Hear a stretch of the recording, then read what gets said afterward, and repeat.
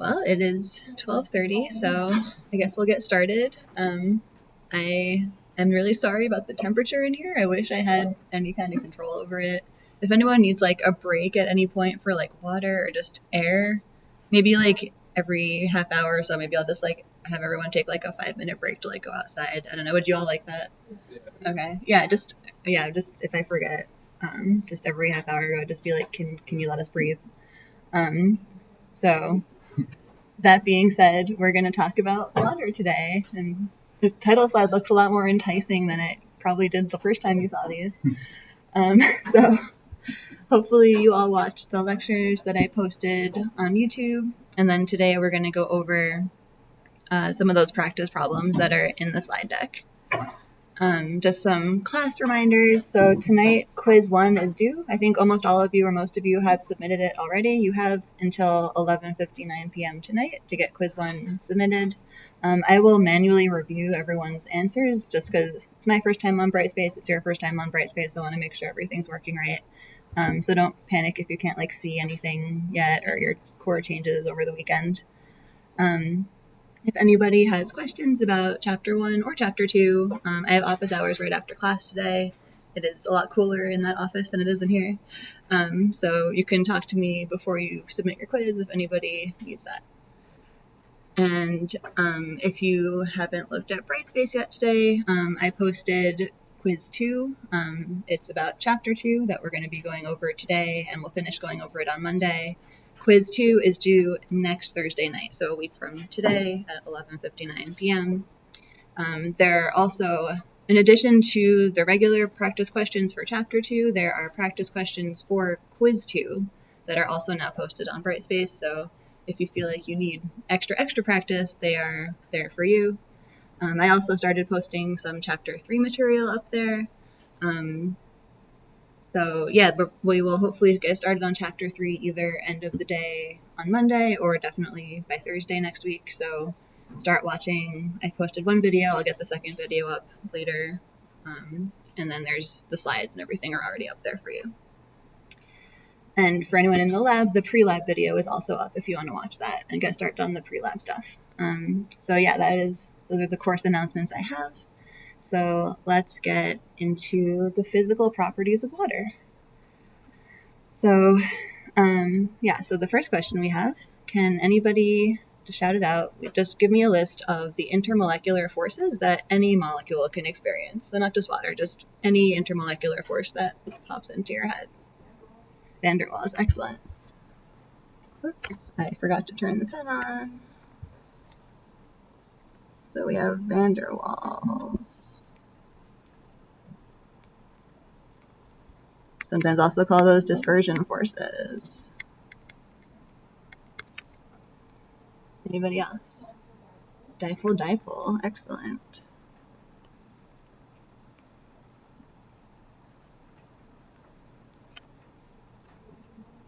Hydrogen bonding, yes. And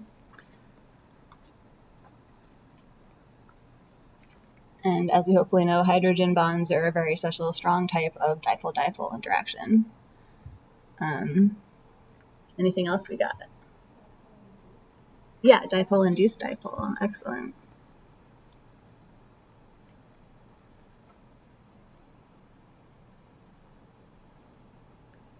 Eraser's not working today.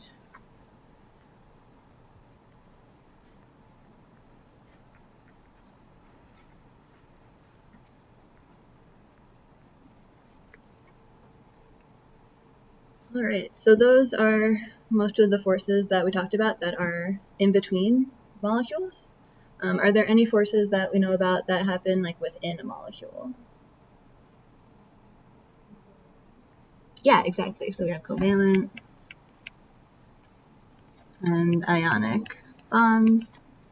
So these are both intra, within a molecule. These other four tend to be between molecules. So yeah, let's go ahead and just talk about them a little bit more. So first, for the ones on the left that we listed that are the intermolecular ones, which one is the weakest one? Van der Waals, yeah. So I'll just write a number 4 by that one because that's our weakest one. Can you define for me like exactly what is a van der Waals force, just like in your own words? What is it? What does it mean? What's happening to the two molecules?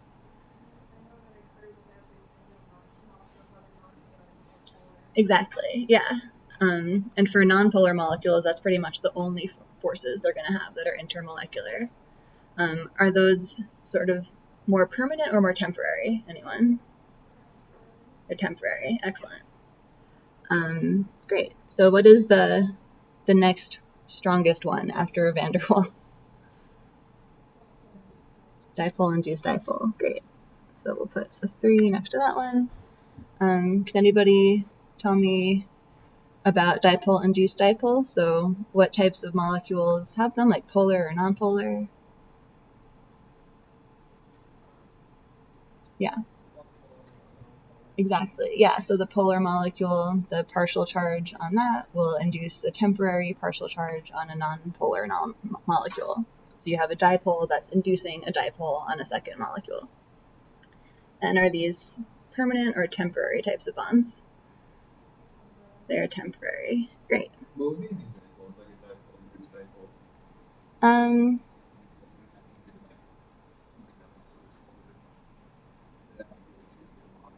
Yeah, it's going to have to be 2 different ones because one molecule is polar and one molecule is nonpolar.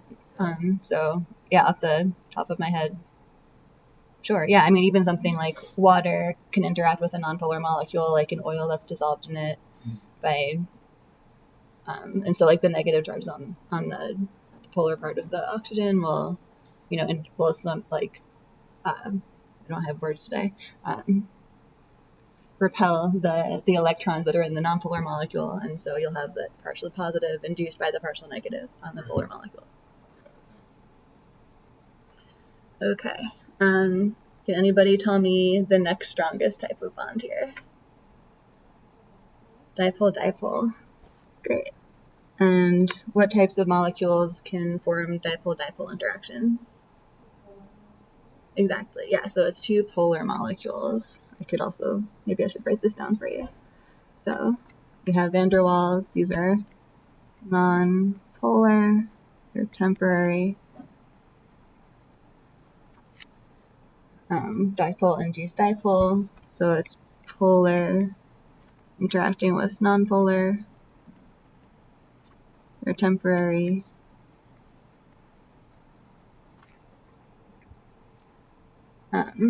Van der Waals forces are also very weak. I think we talked about they're the weakest ones, and then we're going in order by strength. So yeah, pretty weak. Not so weak. So dipole-dipole, we have 2 polar molecules. They're also temporary.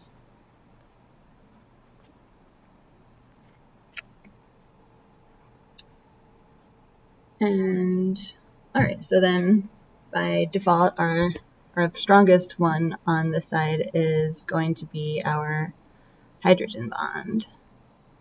So that's number 1. So who can tell me about hydrogen bonds? What types of molecules can form hydrogen bonds? Yeah.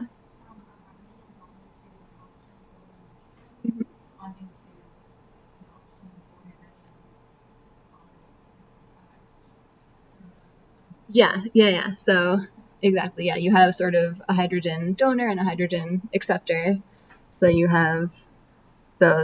guess they're polar. They have, the important thing also here is that there's a high electronegativity difference, right, between the hydrogen and the element next to it. So that's why we only consider them to really be for hydrogens that are bonded to a nitrogen, an oxygen, or a fluorine. So we have a high electronegativity difference. So we have a hydrogen bound to a nitrogen, oxygen, or fluorine, and that's bound to another nitrogen, oxygen, or fluorine.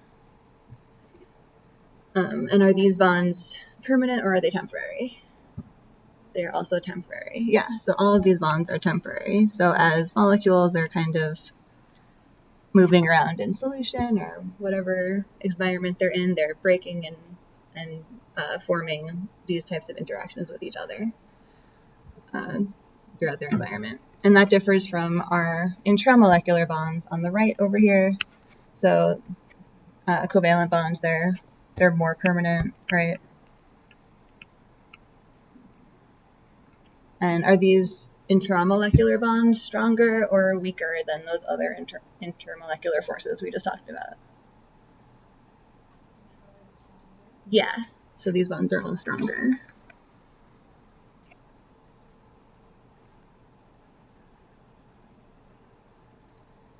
Okay. Yeah.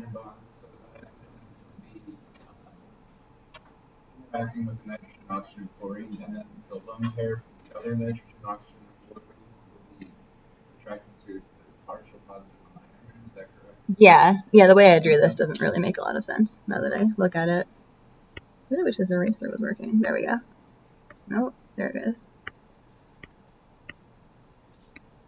Yeah, so really it's the hydrogen that's interacting with the lone pair, just like you said. Yeah. And we'll go into more practice questions on that later in these slides too. Cool. All right, so let's move on to the next one. So I want everyone to take a few minutes and do their best. Yeah. Of course, yeah.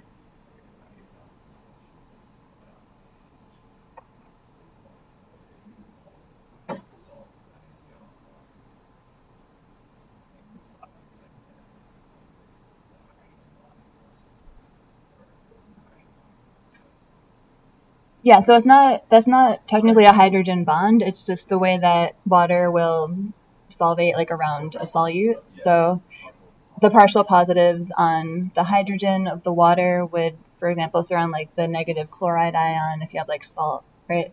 And if you have like the positive sodium ion, that would interact more with the partial negatives on the oxygens that are in the water. So they're really strong. Yeah, I guess it depends sort of what solution they're in. So ions that will dissolve in water will break, but ionic bonds in general are very strong because you have the pair of electrons that's attracted very strongly to the other the other part of the molecule. Yeah, it is a good question, right? Because you think ionic bonds must be weak because they break apart in water. So I think it depends on the ion also. I wish I had a better answer for you about that. Sorry. Yeah. I can think about that and give you a more cohesive answer when I've thought about it for a minute. Yeah. Any other questions on this? Okay. So, can anybody draw me a Lewis structure? Or I want everyone to, from what they remember about drawing Lewis structures from Gen Chem or whenever you learn this, for each of these 4 molecules. And if you had a pair of each of these molecules, what types of intermolecular forces would attract them to each other? And so that'll draw on what we were just talking about. Are the molecules polar or not polar? So I'll just give everyone a few minutes to work on that.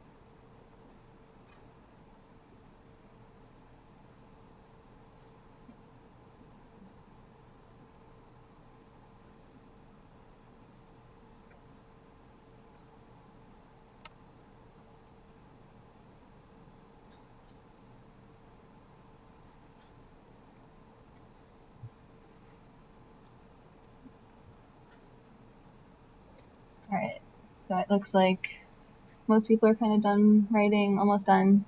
Does anybody want to come up here and volunteer to draw any one of the four? Yeah, come on up.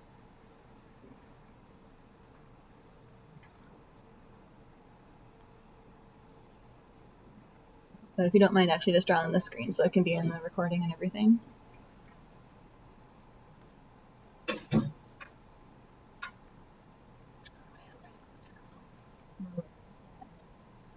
Also really weird. Thank you. All right. Yeah, so this looks good. We have our nitrogen, we have our lone pair of electrons on the nitrogen, we have our bonds to hydrogen with our with our shared electrons. So can anybody tell me, first of all, are these bonds polar or nonpolar?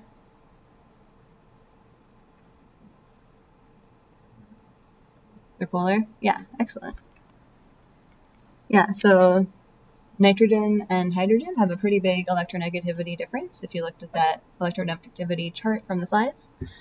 So that tells you a bond between them will be pretty polar.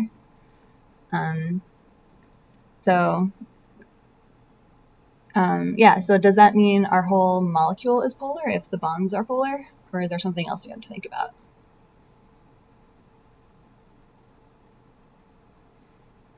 Yeah, geometry. Yeah, so so we have to consider, is our molecule symmetric or asymmetric, right? So is NH3 symmetric or asymmetric?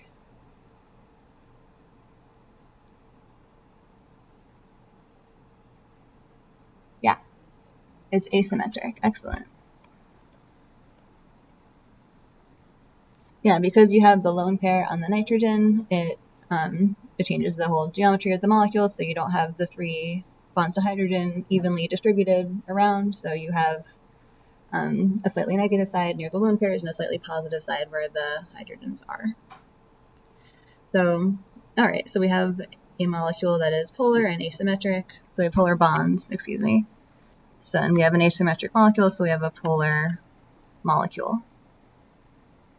So what kind of forces can two polar molecules like this experience when they're hanging out next to each other? Yeah. Yes, you can have hydrogen bonds. So what about this molecule helps us have a hydrogen bond? Mm-hmm. Yeah, exactly. So you have a hydrogen attached to a nitrogen. So you can imagine if you had another NH3 molecule, you could form a hydrogen bond from there to the nitrogen on the other one. NH3. Great. So we have hydrogen bond. And that is the strongest force for sure. What other forces can we have in between these ammonia molecules that might be weaker than a hydrogen bond? Yeah, dispersion forces. Excellent.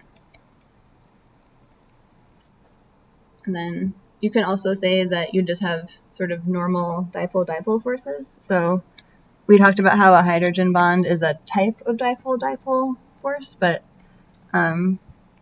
you can sort of also consider them separately from each other. You could have dipole-dipole interactions that aren't strictly hydrogen bonds. Like, for example, if the geometry is different. So for a hydrogen bond, you want the bonding between those three atoms to be pretty linear.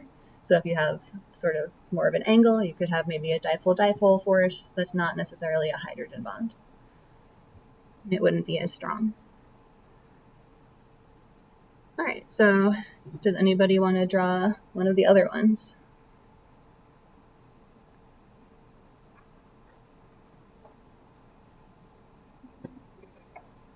Go for it.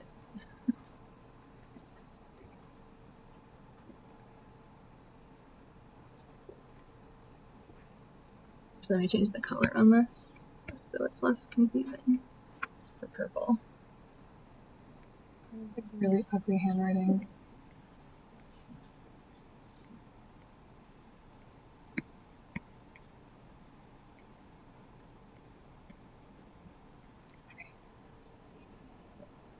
So here we have the carbon dioxide. We have no lone pairs on the carbon. We have 2 lone pairs on each oxygen. So are these bonds? Yeah. Yeah.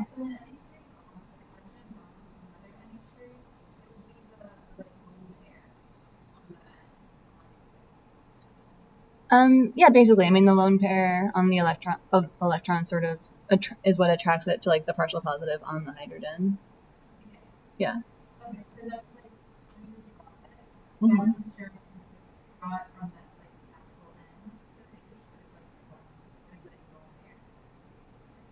Yeah, if you want to be strict about it, I generally won't be that strict about it. I'll just ask you to draw it like in between atoms.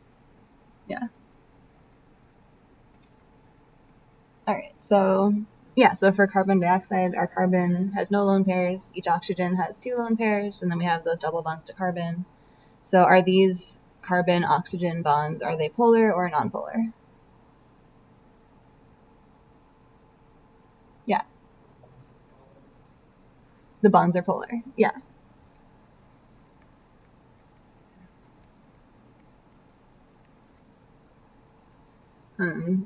Is our molecule symmetrical or asymmetrical? It is symmetrical. So does that mean our molecule on the whole is polar or nonpolar? It is nonpolar, exactly, because it's symmetrical. So even though we have polar bonds within the molecule as a whole thing altogether is not polar because it's symmetric. So you can't have one side that's partial positive and one side that's partial negative because both sides are going to act the same because it's symmetrical, if that sort of helps anyone. So with this nonpolar molecule, what is the strongest force our nonpolar molecule can have with another CO2? Yeah, dispersion forces. Great.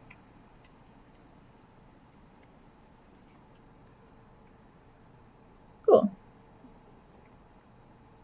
So does anybody want to draw one of the other ones? Yeah. Or you have a question or you want to draw? Go for it. Well, you wrote up a quick question. So there Okay. would be no dipole-dipole interactions just because the carbon is equally in all directions. Exactly. Yeah. Yeah. Go.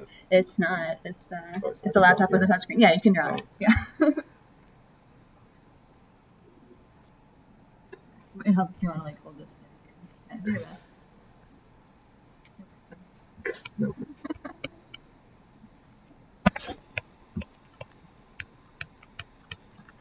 Awesome. Thank you. Oh. No, this actually looks fine. So your sulfur has 2 lone pairs, and then there's also 2 bonds to hydrogen. It's a little messy, but it's okay. We don't take points off for being messy here. So yeah, and it's good, and it's great that you drew it at an angle too, because what molecule does this look a lot like that we are very familiar with? Water. Yeah, it looks a lot like water. And it will have very similar geometry to water. It just happens to have a sulfur in the middle and not an oxygen. So, yeah, so are the bonds between the sulfur and the hydrogen polar or nonpolar? They are polar. Yeah, so they're not as polar as the bonds between an oxygen and a hydrogen, but you can still consider them polar. I think I forgot to look up like the actual number for the electronegativity difference, but it's polar. So, and we already talked about it a little bit, but is this molecule symmetric or asymmetric? It's asymmetric, yes, because of those lone pairs on the sulfur.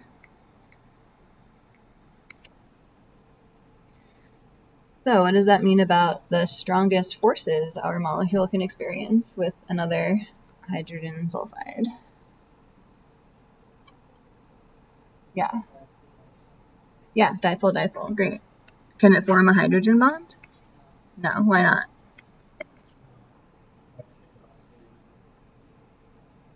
Yeah, exactly right. So the bonds are polar, but they're not polar enough to be able to actually form a hydrogen bond, because sulfur is not quite electronegative enough to form that super duper strong hydrogen bond. Cool. And then we also know, as all molecules can experience, what is the other force that this molecule can be working with? Dispersion forces. Great.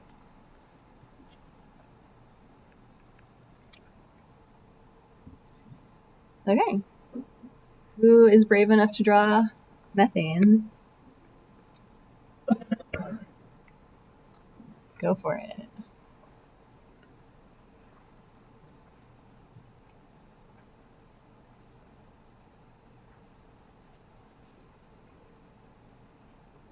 No pressure. You don't get any extra points. More points taken off.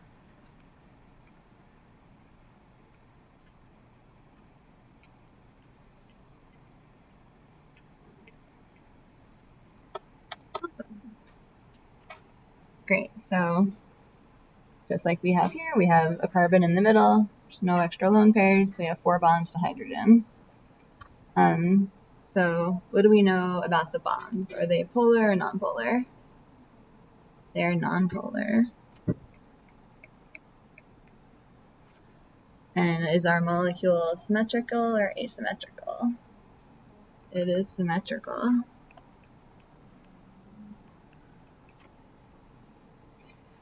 So we have nonpolar bonds. We have a symmetric molecule. That is 2 reasons why we have a nonpolar molecule. So the electronegativity difference between carbon and nitrogen is big enough for it to be polar. Exactly. Yeah, there is a small difference, but it's not large enough that you'd consider the bond polar. I mean, I think in some circumstances maybe you could, but for the most part, especially in biochemistry context, we don't consider hydrocarbons to be polar. Okay. Yeah. You have a question? You're just thinking. Okay. Cool. So what is the strongest force that our very nonpolar molecule can experience? Yeah. Dispersion force. Excellent.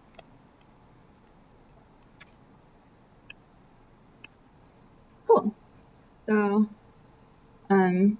it is just about 1, and we're ready for the next question. So maybe it's a good time for everyone to take like a breathing break. So maybe is 5 minutes enough? Is that good? Okay. So I'll see you back here at 1:05.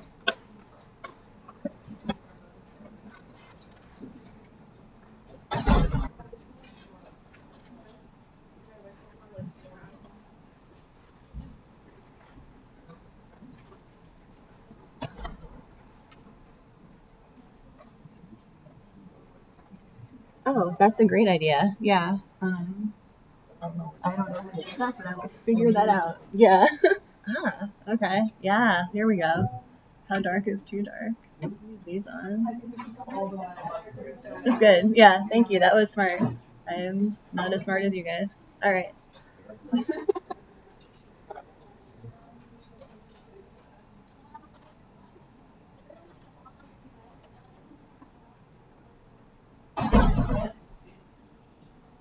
Yeah, there's something really wrong. I got an email the other day that said the AC was broken in this building. I don't know if they ever sent out one that said they fixed it, so it might just be there's just no AC. I think someone did say that one in the back is blowing some kind of air, whether or not it's power in that.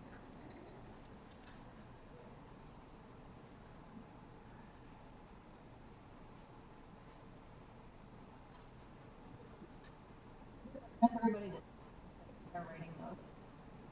Okay, cool. Yeah, I mean, I don't know to sit in the back. Some people are like, I can't see. Just want to make sure everybody can see. Okay.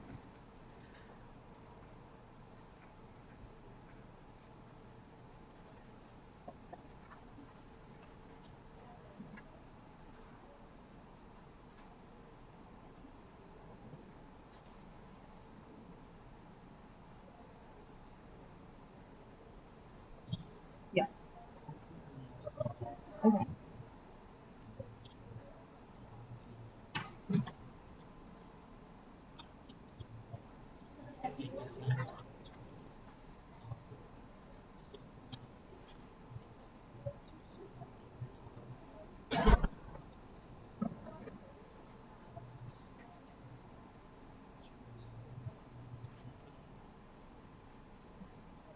that gives me a different number.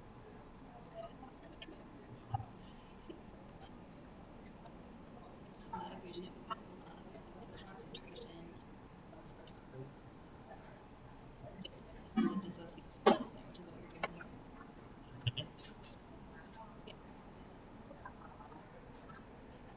Okay. Favorite equation would change here.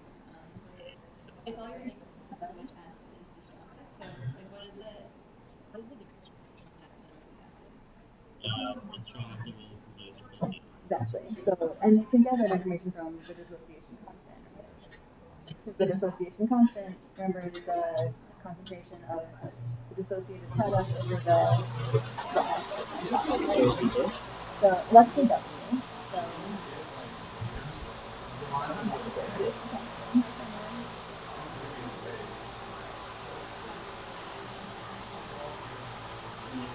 Oh yeah, it's in the actual slides. Yeah, yeah. So the dissociation constant. So you have so like if you have your equilibrium right between your whole acid and your dissociated acid, the equilibrium it's just product over the atoms and anything else, right? So the conjugate is over the whole acid. So the stronger the acid, will the dissociation constant be higher or lower? If you have more dissociation, if you have more product or more reactant. So if you have more reactant, it's stronger. So if you have more reactant, that's the whole acid. That's not dissociation. Oh no, the product. The product. Right. Yeah. The product, you have a higher. So am I looking for a high number or a low? You're looking for the highest number for your strongest acid. Yeah. And the relationship between Ka and Kb. Yeah. So Ka, so like they're both essentially the same. Just one is for an acid and one is for a base. So like and if you have, it's also, I don't think I said this in the slides, but for an acid and its conjugate base, or for a base and its conjugate acid, Ka times Kb will always be 1 times 10 to the negative 14. Okay. So multiply by. Yeah, so this is just talking about what specifically water, but it's kind of the same idea, right? Because water has like the conjugate acid and conjugate base in a way, like the OH and the proton. And so you can sort of think about that similarly for Ka times Kb. Ka times Kb equals 10 to the negative. Yeah, 10 to the negative 14. Okay. For like an acid. So what I would do over here. So for here, all you have to do is, and we'll go over it in class. I think that's today, right? Yeah. So isolate Ka. I'm going to these two Kb's. Yeah. So you have to first think about, are these acids or bases? And then once you figure out which ones are acids, that's your acid, right? So you can eliminate bases right away. And then once you have acids, just say which one has the highest Ka. That's the strongest. So these two would be the bases. What I thought. And then compare these two bases. Yeah. Oh, sorry. This is the base. That's a base, yeah. And that's an acid, and this is listen. So That's 30. That's the 5 ring. So it has. So remember, the definition of a base is something that can accept a proton. Right. The definition of an acid is something that can donate a proton. So do you think this molecule could accept a proton or donate a proton? Yeah, it would go into the nitrogen. Exactly. So that's a base. This is a base. This is a base. This an acid. Yep. These two. Exactly. So it would be basically eliminate these two and compare for the bigger number would be the negative 4. Exactly. Okay. Yep. Okay, that's a lot simpler than I thought it was. I feel like a lot of times people overcomplicate this stuff. They're like, there's numbers, I'm nervous, there's equations. Acids and bases don't make sense to me. Yeah. They just don't. I can do everything else. Just acids and bases don't make sense. Yeah. I think it's all the equations. It is a lot, yeah. I mean, I try to keep it pretty simple, and we'll do a lot of practice problems here. If we don't get to them today, we'll definitely get to them on Monday, and even into Thursday if we have to. And for the PA expression would be products over reactants. And not count the water. Calculate the pH of that would be negative log of that number, correct? So because this is a weak acid, you have to use you have to use that other equation with this first. Yeah. Okay. Yep. Alright. I'll ask more questions when we get there. Excellent.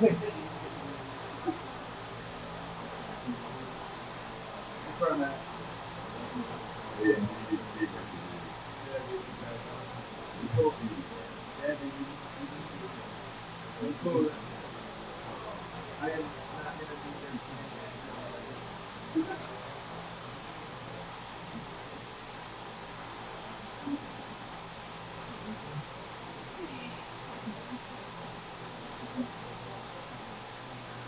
I think we're still missing a couple of people.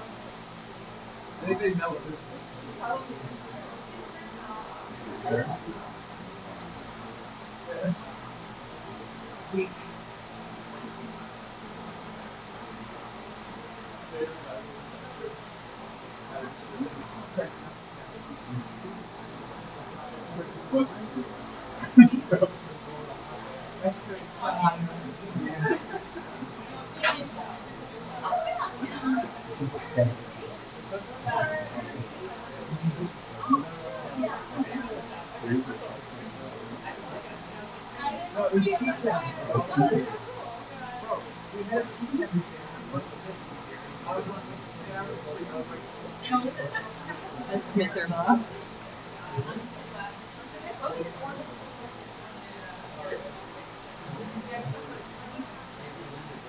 Alright, everybody, so let's try to get another half hour in.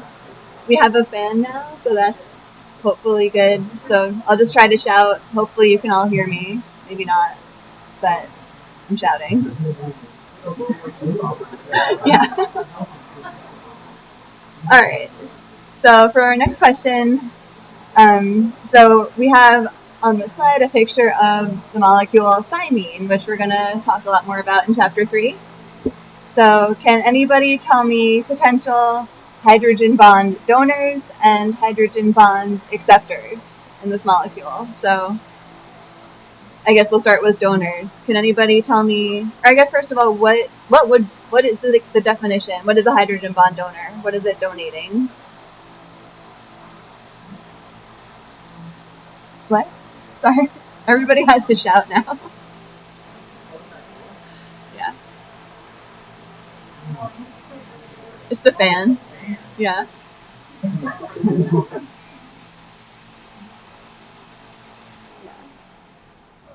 Reasonable.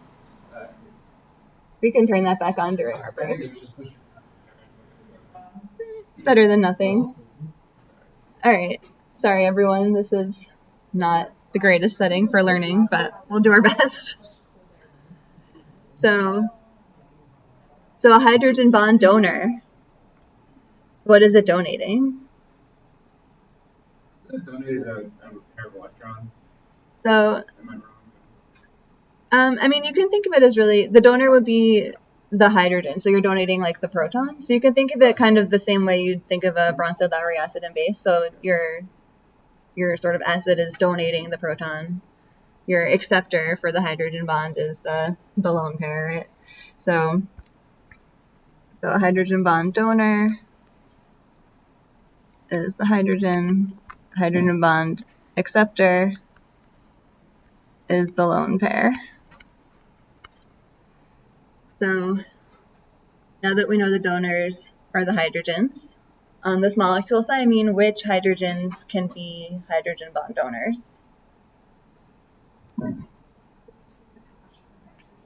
Exactly, yeah. So these two hydrogens could be hydrogen bond donors.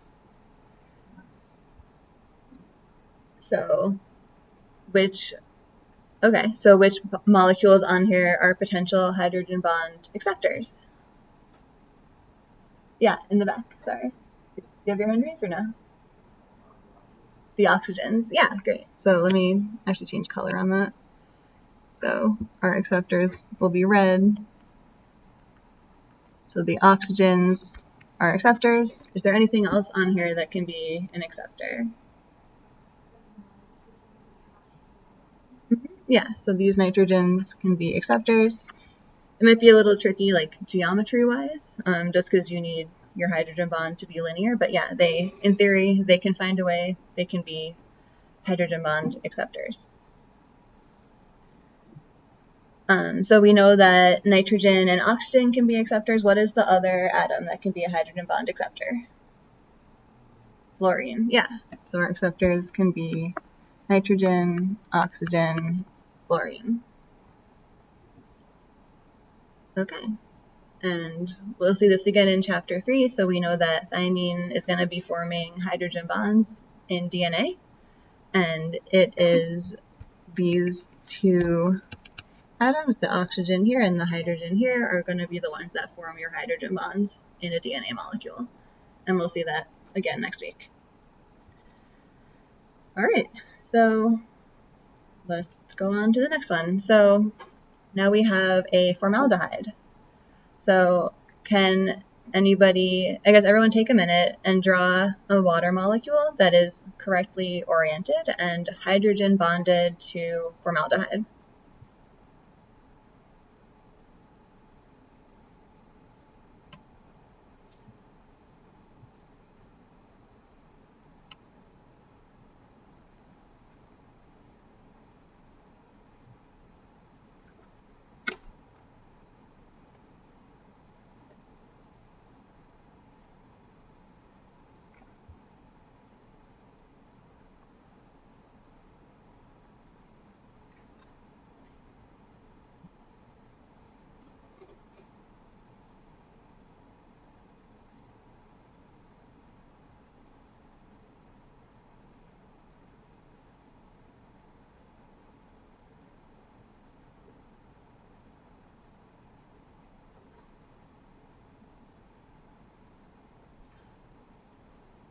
All right, does anybody want to brave the screen and draw a water molecule with a hydrogen bond?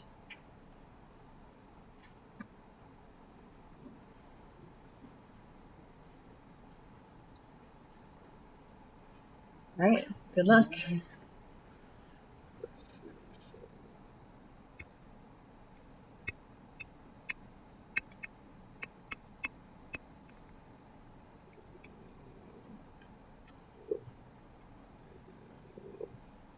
Those are supposed to be sigmas. Cool. Yeah. Awesome. Yep. Thank you.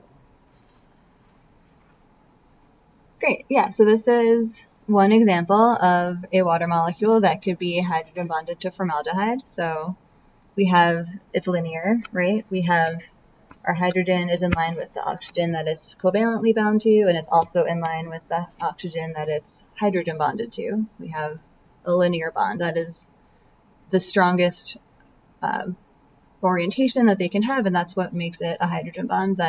And that's why hydrogen bonds are so strong, because they are linear.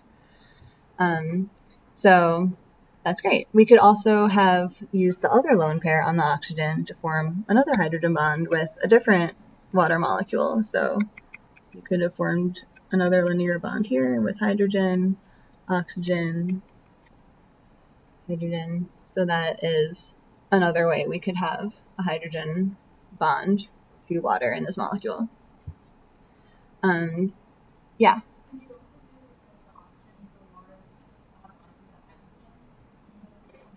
Over here? You tell me. Can you?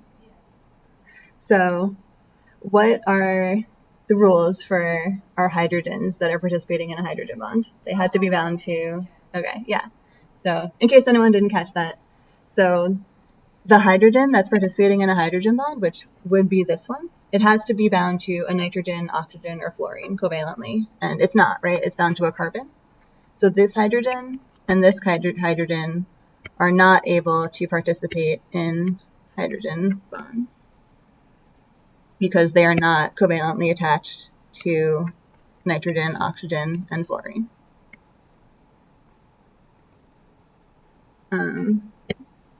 I have another question relating to this. Sorry to erase the beautiful writing.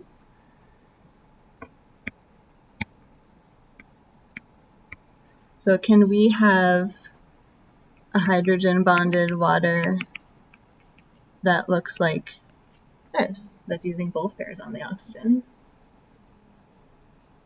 What do we think? Is that a hydrogen bond or no?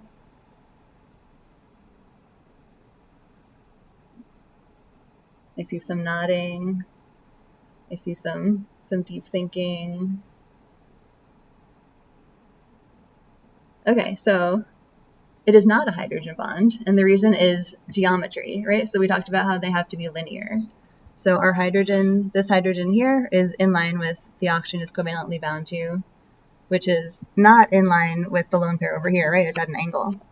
So because it's at an angle, you could call this like a dipole-dipole interaction, but you could not call it a hydrogen bond. A hydrogen bond has to be linear. So this water can bind over here, but the oxygen has to be in line with the other oxygen, right? Does that make sense to everyone? Yeah, do you have a question about that?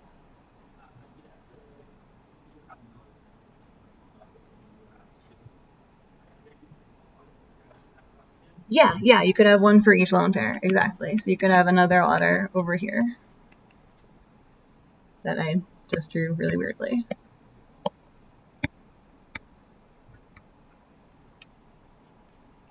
Yeah, so you can definitely have two waters forming hydrogen bonds with that oxygen. Or I just drew not a hydrogen bond. Look at me go. This is not a hydrogen bond either because of geometry. So this has to be in line. Does that make sense to everyone? Okay. Yeah.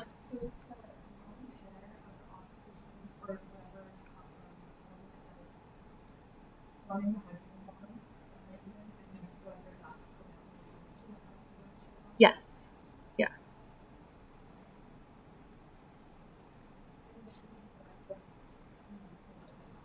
Yeah, that can be in whatever conformation it likes. It will probably have to do with how bulky it is, like where it can just physically go. Everyone used to be comfortable.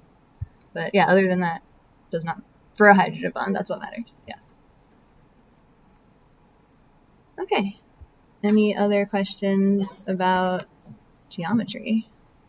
So the reason I'm harping on this a lot is hydrogen bond geometry is really important when we think about enzymes and how they catalyze reactions. So enzymes are going to be making and breaking bonds. Those bonds are going to be in a very particular geometry. So the shape of the active site in the enzyme and what fits in there is all very relevant biologically. So that's sort of why we want to keep this in mind for the future when we're thinking about catalysis. Oh, and yeah, go ahead. Yeah, so you need a hydrogen. The hydrogen has to be covalently bound to, here we have an oxygen. It could also be a fluorine or a nitrogen. And then the hydrogen bond itself must be, here we have an oxygen, but it could also be a nitrogen or a fluorine. And those three things have to be in a straight line. They have to be linear. So, and then just to review our terms, is formaldehyde a hydrogen bond donor or a hydrogen bond acceptor? It is an acceptor, yes. Great. Okay, so more terms. Can anybody tell me what hydrophilic means? Probably seen this term before.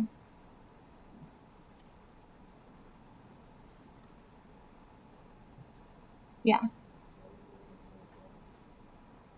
I'm sorry, it's water solvents. Can you? Yeah, soluble in a polar solvent. Excellent. Yeah, so and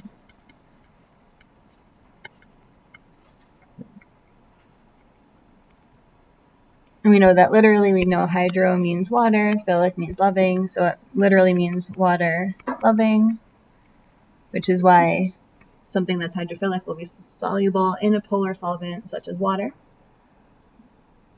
And hydrophilic molecules themselves tend to be polar or ionic.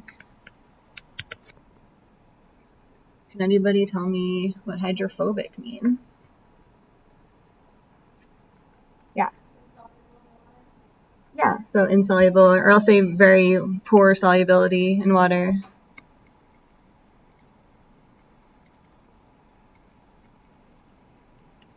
You could also say it interacts poorly with water, and literally it means water fearing.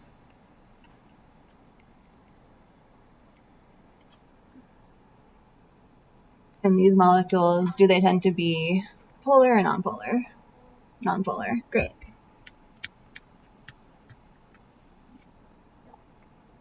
Okay, and then we have our amphipathic/amphiphilic molecules. What are those?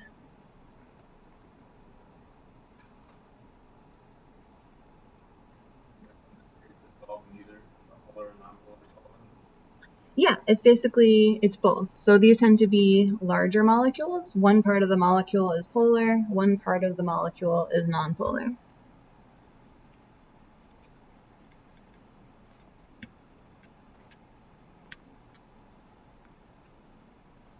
And the example of this that we looked at in the lecture slides were fatty acids, where one end of it is a carboxylic acid, that's polar. The other end of it is a long hydrocarbon chain, that's nonpolar. So the polar parts of these molecules are good at interacting with polar solvents like water. The nonpolar parts of these molecules are better at interacting with other nonpolar molecules and solvents. Does anybody have questions about any of these terms?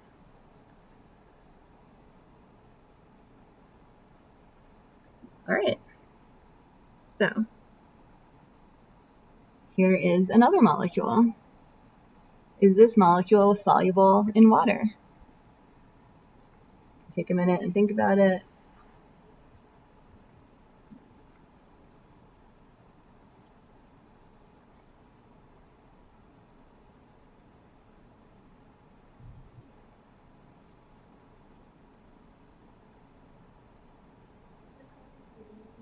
Yes, that is a great question. Does anybody know what the colors mean? Should we go over it? Yeah, do you want to tell us what the colors are? Yeah. Yes. Yes. Excellent.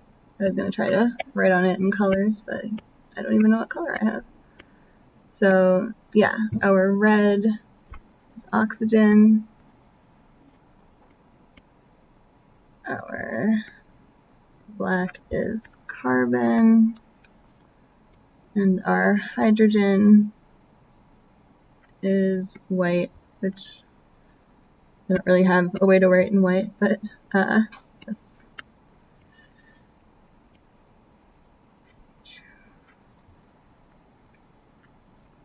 what is happening.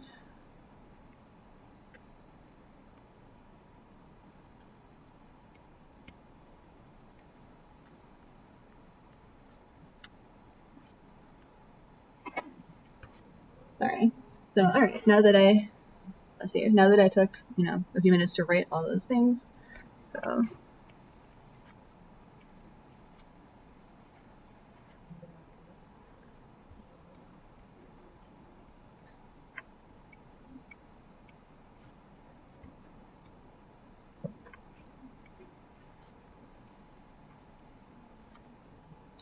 So now that we looked at this a little bit more, we have now we can think about what atoms are bonded to what other atoms, what those bonds be polar and nonpolar, what does that mean for, is the molecule going to be soluble in water?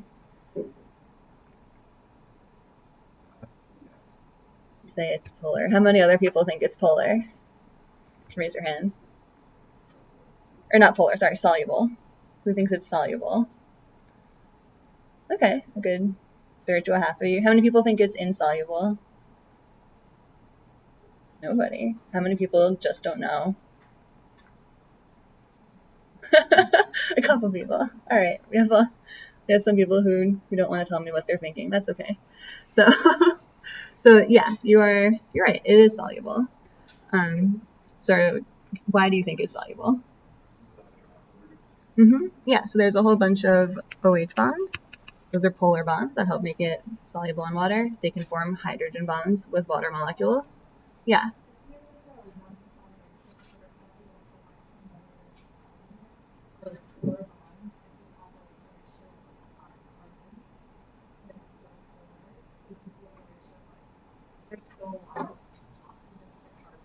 Yeah, exactly. There's a pretty good ratio of oxygens to carbons. I won't ask anyone to memorize like a rule like that. Knowing whether or not something is, that can help you know if it's polar. It can be harder to guess sometimes if something's going to be soluble or not. And it's also, there isn't a great definition for like what's soluble, what's insoluble. A lot of times something is like not very soluble, but it's like a little bit soluble. Sometimes things are like very soluble. There's a little bit of a spectrum. In general, if you think of a molecule as soluble, you'd have multiple grams of it that can dissolve in 100 grams of water. If you think of something as insoluble, you have something on the order of nanograms or like a small number of milligrams that can dissolve in 100 grams of water. Does anybody happen to know what molecule this is? Yeah. Yeah, it is glucose. Excellent. So this is glucose. Glucose is a sugar or a carbohydrate. It's pretty water soluble. It's part of table sugar. Some of you might put that in like your daily coffee or tea. You know that it's pretty water soluble. Yeah, great. So let us move on unless anybody has questions about any of these things. Okay. So some more terminology. So can anybody tell me what is osmosis? Yeah.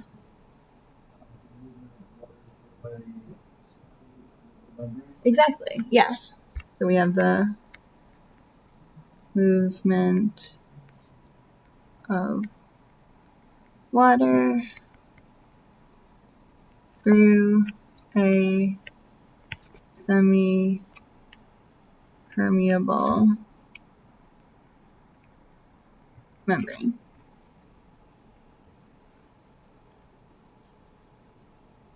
you have a question about that? Okay.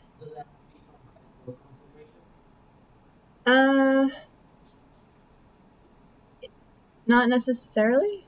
So we'll talk a little bit more about that. There's a practice problem with it. So yeah, usually when you're talking about osmosis, you're going to have movement of water to an area that has higher solutes in it to try to kind of dilute them out, right? That's what the water is doing. Water always wants to equalize any pressure that's on it, which actually brings us to our second definition, osmotic pressure.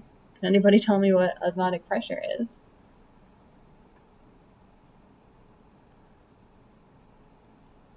Yeah.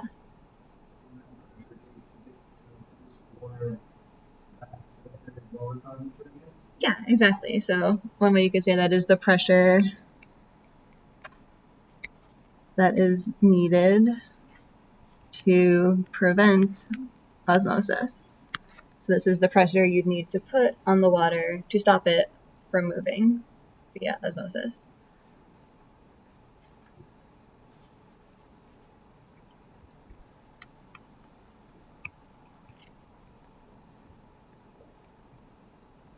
All right, and then similar but different, we have dialysis. Can anybody tell me what dialysis is?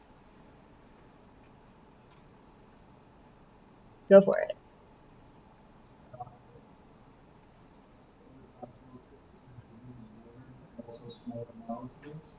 Yeah, exactly right. So now we have movement of water and small solutes through a membrane. And the membrane still has fairly small pores, so larger solutes cannot move through the membrane, only smaller ones, as well as water. Has anybody heard about dialysis in like a medical or a clinical context? Yeah. Do you know a little bit about what that sort of means in a medical context? Dialysis, and they sit on a machine for like 4 hours and get their blood clean, for lack of a better term. Yeah. Sometimes they do parasitic dialysis where they're having like 7 days a week and they do it there. So it's not a good thing. No, it is not good. It's not fun, but it's important. So usually your kidneys are a really important organ in your body that filters out waste products from your blood through your urine. You can use dialysis using a machine to help to filter out some of those waste products if your kidneys aren't fully functional. So that's an important sort of real life use for dialysis. It's not just for the lab. Another sort of real life connection with that is COVID-19, our favorite disease. Some people who have really severe complications of COVID-19 can get severe kidney damage, and one treatment that you can get for it is dialysis, which we just had explained to us. And if anyone is interested, there's a link with more information about it. So, do we have any questions about osmosis or dialysis? So, quick Yeah. question actually about dialysis in the lab. So you would have water in the solutes inside that semi-permeable membrane, and you would need to have the outside have less concentration, right? So to move, you would move with osmosis, right? Yeah, so in this case, you can kind of think as the small solutes as mostly moving from high concentration to low concentration. It's more of what you'd think of with like diffusion, Got it. except the membrane is preventing the larger solutes from also moving to the area of low concentration. Uh-huh. In some ways, osmosis is kind of the opposite because the water is moving, right? So the water wants to move to where there's a higher solute concentration. Yeah, I was gonna say because it's kind of like backward. Yeah, it's almost kind of backwards. And that's because you have water plus solutes or just water alone moving. All right, so osmotic pressure. So on the top, I have the little formula for osmotic pressure. So we have our capital pi equals lowercase I times mRT. So first of all, do we know what all these terms are? So what does our capital pi mean? Yeah. I did say pi, but yeah, I is fine. Let's start with I. Yeah, so that's the Van 't Hoff factor. So practically, what does that mean when you're calculating osmotic pressure? Exactly, yeah. So it's the number of ions or particles after they're dissolved. Hopefully we know the pi just means osmotic pressure, which is what it says here, right? So that's the osmotic pressure. Can anybody tell me what the M is for? Molarity. I think I heard it out there somewhere. Great.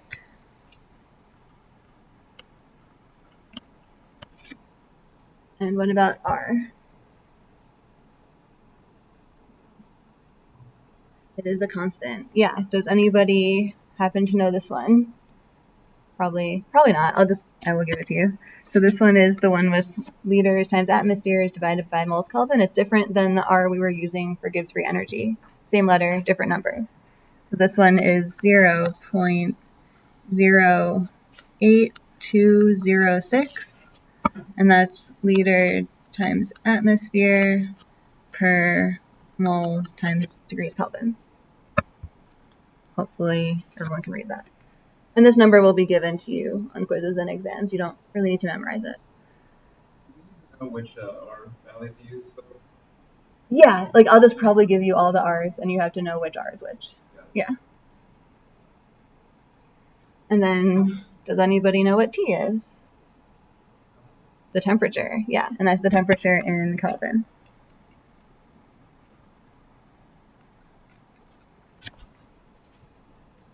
So, how about everybody take a couple minutes and try to use this equation and solve for what is the osmotic pressure of a 0.45 molar solution of sodium chloride at 298 Kelvin.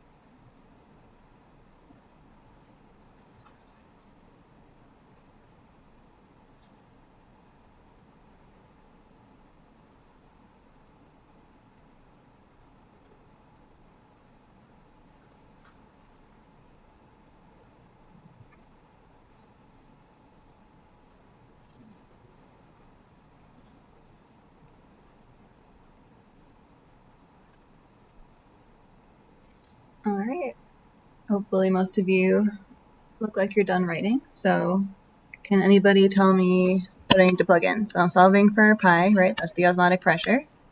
So what would I write for lowercase I? Yeah, 2, exactly. We have sodium chloride, that's NaCl. After it's dissolved, becomes 2 particles. We have sodium ions and chloride ions. So that's 2. So I is 2. What is our molarity? It's written right in the problem, right? It's 0.450. Then we have our R, which we already know is 0.08206 liter atmosphere times over moles times Kelvin. And then finally we have our temperature. Temperature is also given in the problem, right? We have 298 degrees Kelvin. So multiply that together. Who got a number?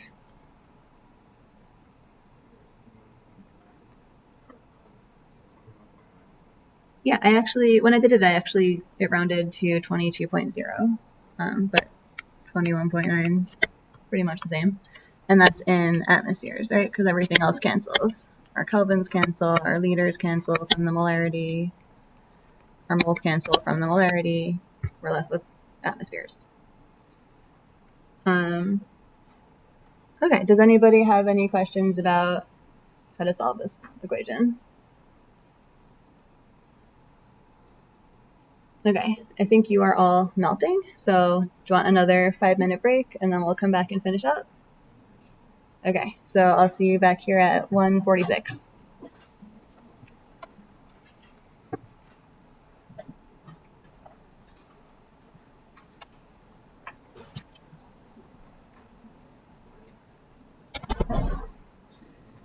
Oh yeah, melting.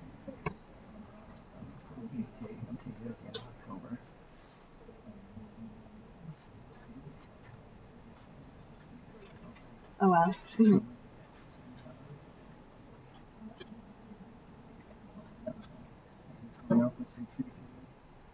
For the most part, I don't think it'll be a problem because most of the times you'll have 3 or fewer sig figs. Okay.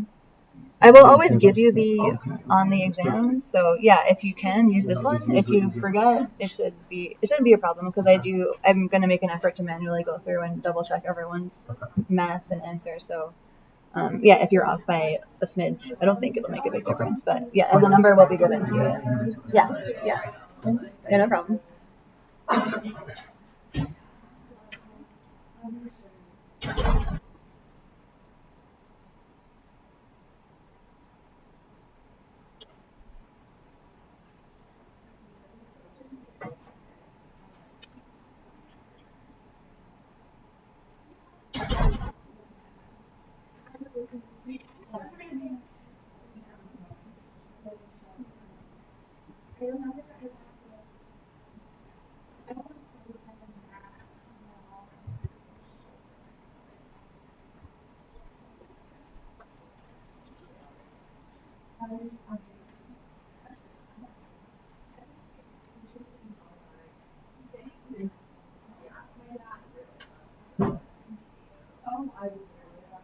Yeah, I think that was like I sat there and met my with and my dad was absolutely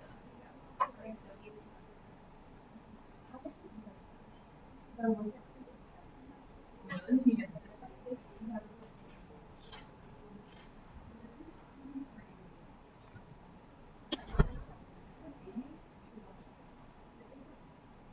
the theater. I saw that.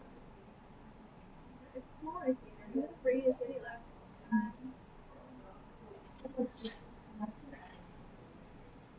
Oh. There's a couple different shows. I usually go to the later ones. That's why I think later ones. Oh, you mean like the 10:30? Because the 70 is like a little like PG with it, and then 10:30 it's like absolutely because it's later. Nobody wants to go later. But when you go, like every part is later.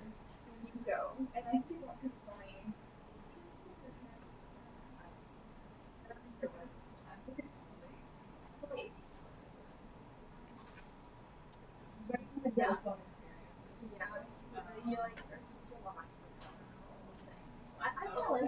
really enjoyed that because it was like less tempting for people because like I don't want you taking me out of context. I don't need to take them out of context. Just says this sounds like very positive.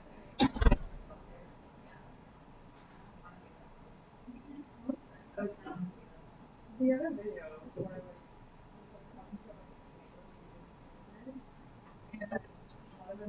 What question? yes.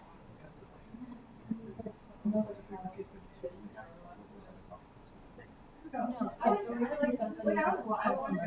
So if you look at it ahead of time, I'm also gonna give you time in class to work on it in class, and you can discuss with friends in class. Yeah, because the answers are already posted up there. It's not like yeah. So Like she even says it too. yeah, and like you need to know it. Like I can ask you questions similar to it like on the exam. So like you can memorize it, but yeah, you don't need to like turn anything in. I know if we're going to be discussing that We'll do it Monday. You'll get like 2 hours and then repeat your thing. I'm gonna try to wrap up chapter 2 on Monday, so They're all chapter 2 like, on Thursday. Yeah.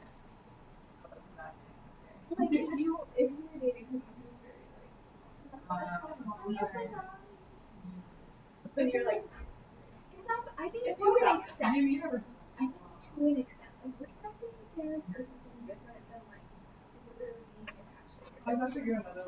Or like being spoon fed by your parents. That's a little much. Yeah. To do anything for yourself and expecting your partner to do the same. Like I can't be Essentially, yeah. That's why every time stop.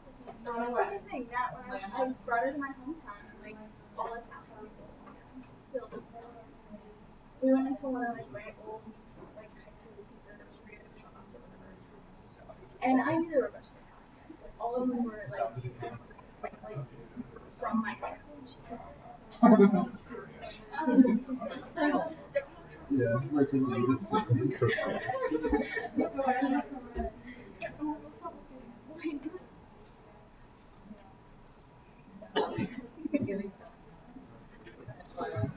Yeah, no, I don't feel like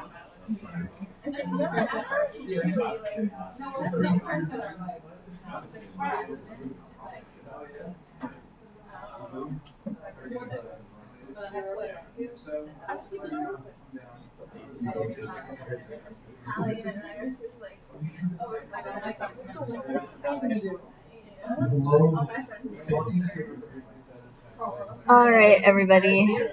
So let's try to get the last 20-25 minutes with some more really fun math problems. We love math, love science. That's what we're here for.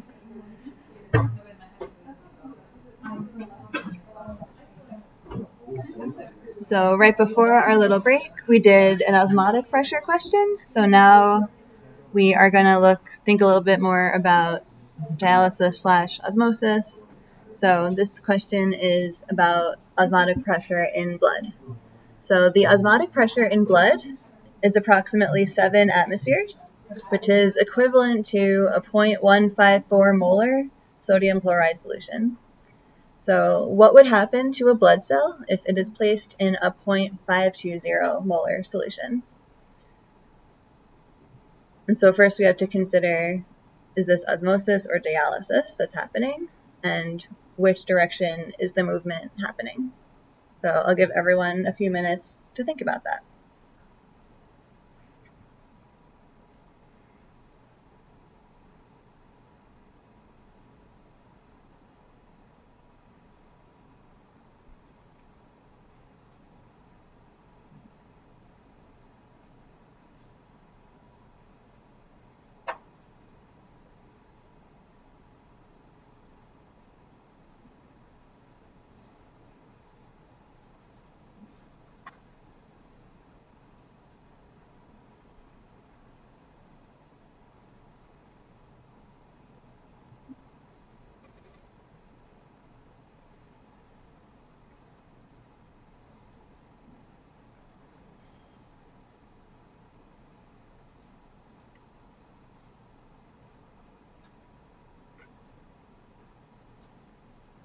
All right, so who wants to volunteer the what they think the answer is. Any guesses? Yeah.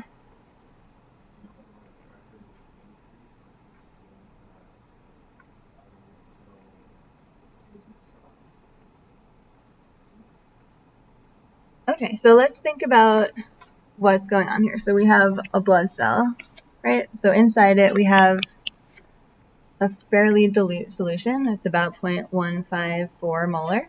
Outside of the blood cell, we have a whole lot of solute, right? It's about 0.520 sodium chloride solution.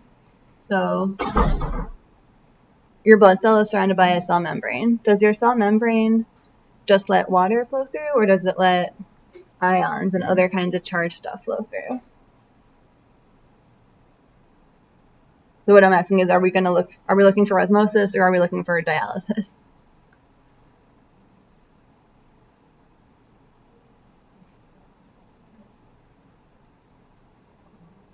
Yeah, it's osmosis, exactly. So a cell membrane will freely let water go in and out. Charged molecules like ions usually need a special transporter or some kind of help to go in and out of the cell membrane. Yeah. So if they are in channels, you can't consider that analysis, even though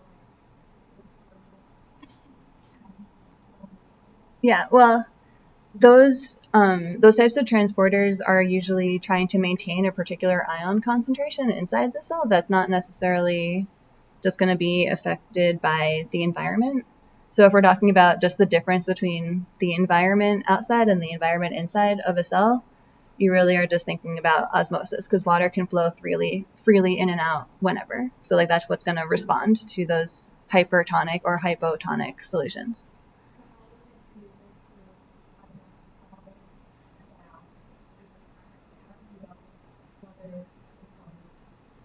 So yeah, so I would say if you're talking about a cell, like a blood cell, it's osmosis. If you're usually when you're thinking about dialysis, it's more like in a lab setting, like you have tubing or a membrane that you're specifically doing dialysis with. Yeah. So now that we're thinking about osmosis, right, we're looking for movement of water. So is water going to go in or out of that cell? Yeah. Yeah, exactly. Water is going to go out because it's trying to equalize. There's too much stuff outside, not enough stuff inside. So we have C. Water is going to flow out of the blood cell, and that's going to make the cell shrivel. Does that make sense for everyone? Okay, cool. Okay, so that brings us to the end of our physical properties of water. So now we'll get started with the chemical properties of water questions, which we almost certainly won't finish them all today. We'll finish them up on Monday. So first, let's start out with the autoionization of water. So can anybody tell me what reaction shows the autoionization of pure water? Yeah.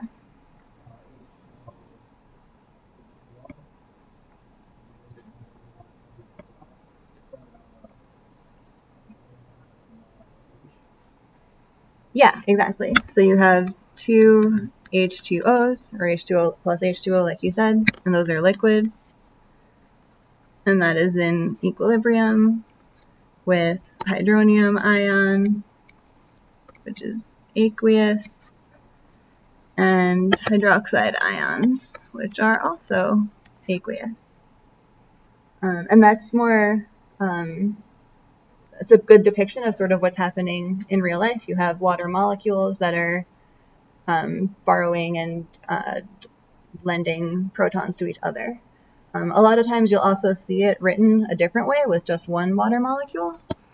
So that would be one water molecule that's a liquid is in equilibrium with just a proton and just a hydroxide ion.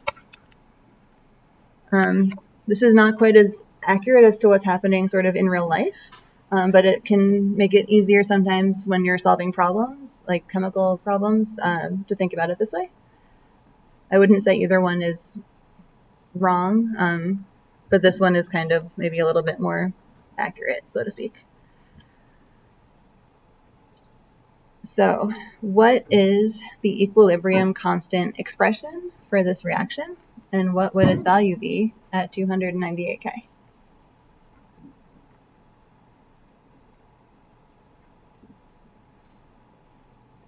Yeah.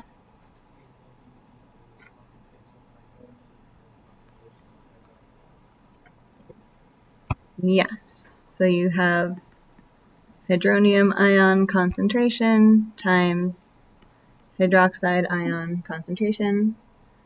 Normally when we think about drawing an equilibrium constant, we have the right side on the top of the fraction and the left side on the bottom of the fraction. But in this case, we ignore water because water is a pure liquid. And you generally do not include pure liquids when you're thinking about equilibrium constants.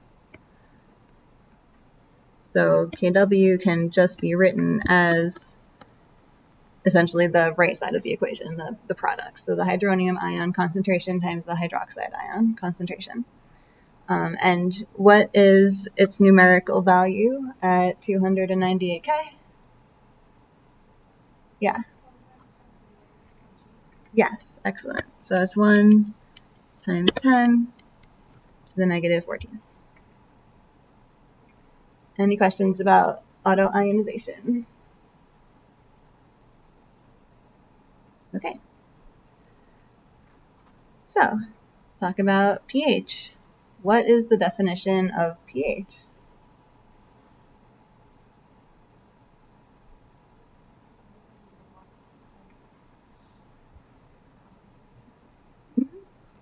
Yeah, so you can define pH as the negative log of the concentration of protons. You can also think of it as the negative log of the concentration of hydronium ions.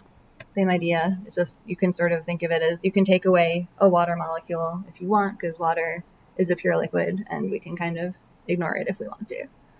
Yeah.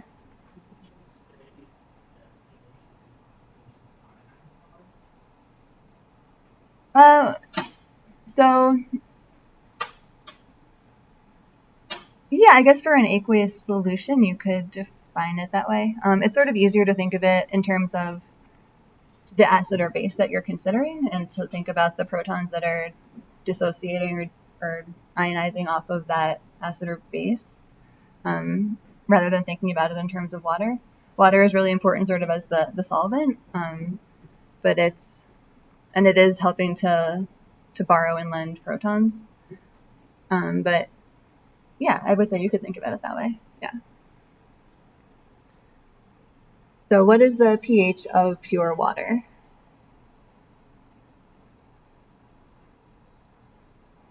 Yeah, 7, yes. So the pH of water is 7. Does anybody know why this is or how we derive this using what we talked about so far? Yeah.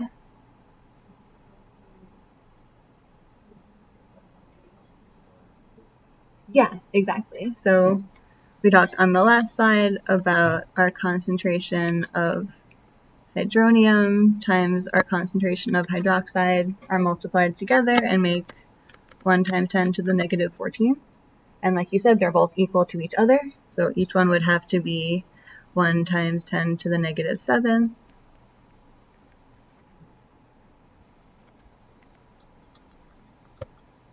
So then if you plug that into our pH equation, pH is the negative log of 1 times 10 to the negative 7, and that should give us 7.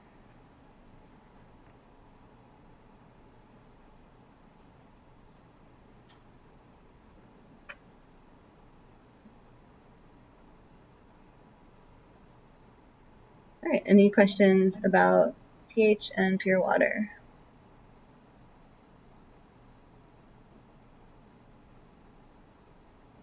Okay, so more terms. Can anybody tell me what is the definition of a Bronsted-Lowry acid? Yeah. Yes, it is a proton donor.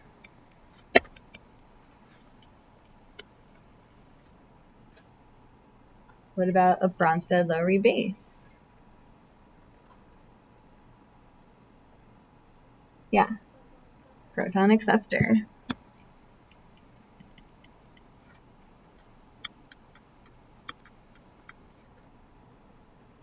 So what would be a conjugate acid?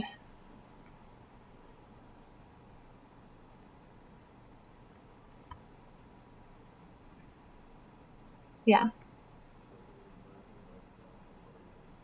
I'm sorry, I didn't hear you. Yeah, exactly. So it's a Bronsted-Lowry base after it accepts a proton, so the protonated version, like you said. So it's a Bronsted-Lowry base after accepting a proton.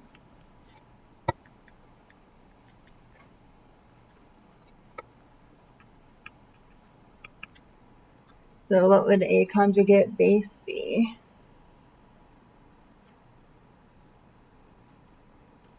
Yeah, exactly. So it's a Bronsted-Lowry acid after losing a proton. So it's the deprotonated version.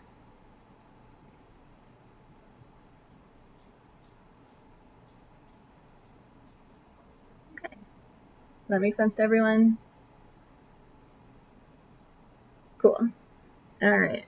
So let's classify our acids and bases. So down on the slide, we have written one of each. We have a strong acid, a weak acid, a strong base, and a weak base. So can anybody tell me which one is the strong acid of this list?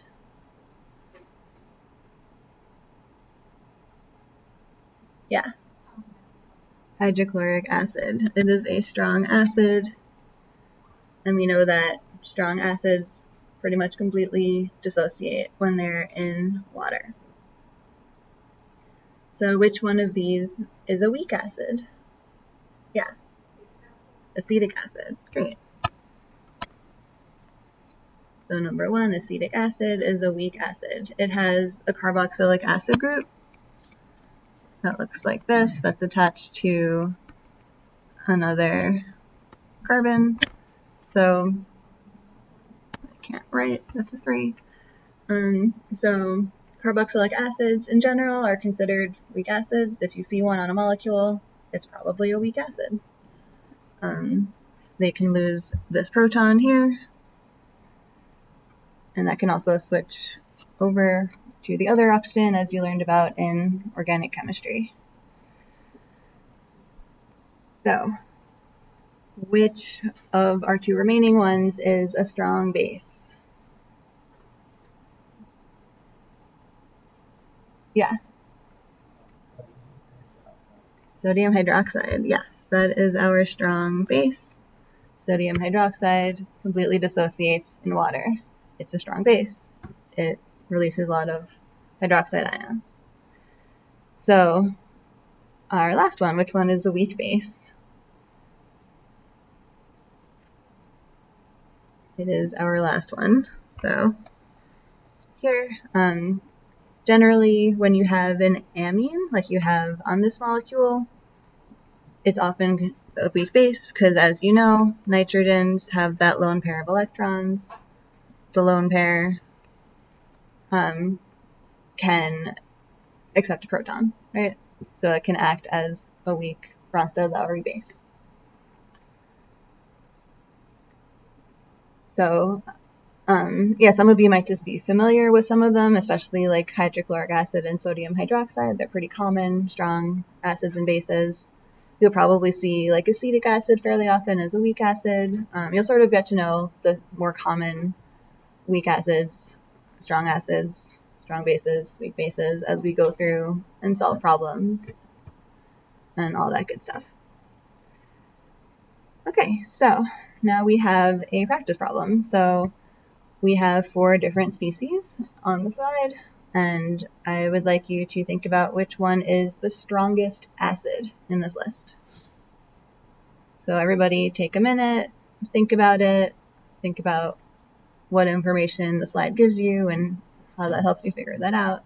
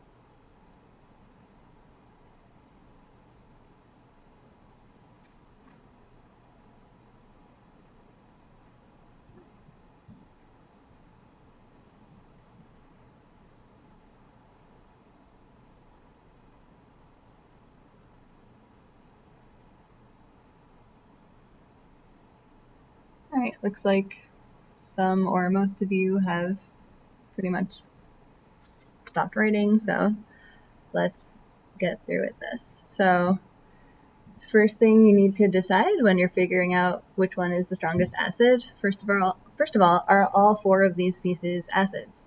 Or are some of them acids and some of them bases? Shout it out. Are they all acids, yes or no? No. Yeah, so which ones can we eliminate? Which ones are bases? Yeah, exactly. So A is a base, D is a base. How do you know?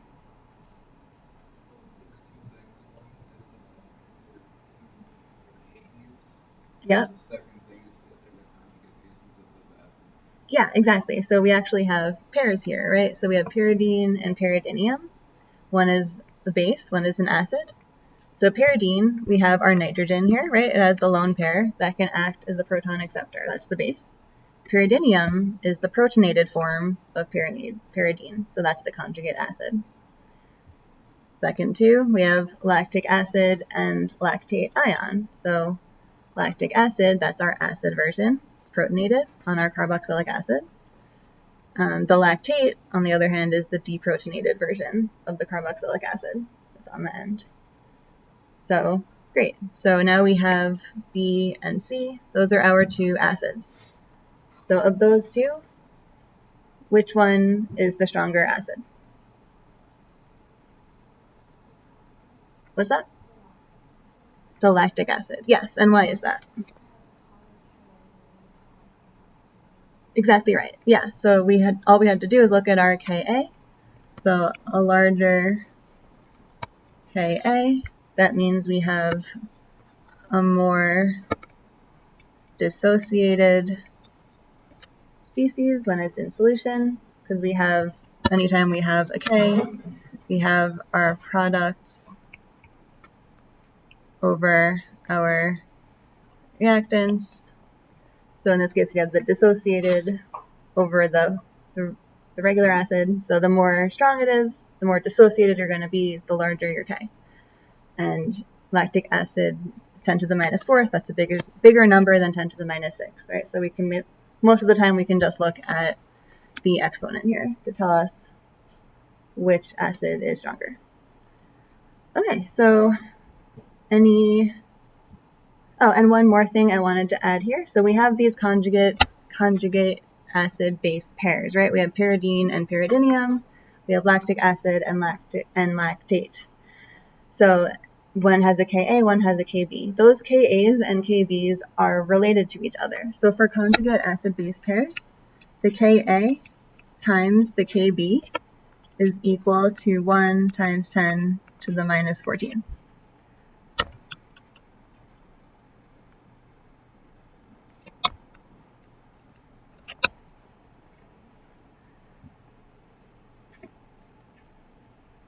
And you can sort of see, if you look at pyridine and pyridinium, the 9 plus the 6 add up to about 14-ish, given that you have also numbers here, and the 4 and the 11 will also give you 14-ish. So that's something you can kind of look at when you have conjugate acid-base pairs, or if you ever have the Ka or Kb of one, you can always figure out the Ka or Kb of its conjugate pair. All right, so it is now 2:10. I know you're all still melting, so we'll pick this up on Monday. So please remember, if you haven't already, submit your quiz 1 by tonight. If you're ready for quiz 2, you can start that. It's open, I believe, now, and that's due next Thursday night. There are lots of practice problems on Brightspace. Chapter 3 stuff is also posted on Brightspace. The first lecture for Chapter 3 is up. I'll get the second lecture up very soon. All right, have a great weekend, everyone.